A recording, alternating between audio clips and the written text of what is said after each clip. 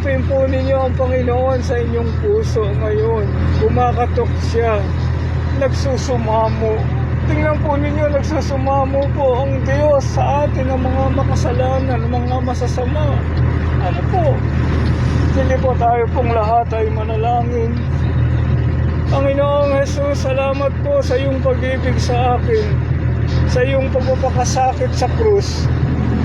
Ibinigay mo ang iyong dugo at buhay para sa aking kapatawaran, kaligtasan at buhay na walang hanggan. Patawarin mo po ako sa lahat ng mga nagawa kong kasalanan, kasamaan. Pinagsisisihan ko po. Sa sandali pong ito, ako po'y naniniwala sa iyo, sumasampalataya ng buong puso. Tinatanggap po kita sa aking puso at buhay bilang Panginoon at sariling tagapagligtas. Amen. Salamat po. Mahal ko po kayong lahat. Ano po? Hindi ko man kayo kilala, hindi tayo magkakilala, pero yung pag-ibig po ng Panginoon, nagpakasakit siya sa krus para po sa ating kaligtasan.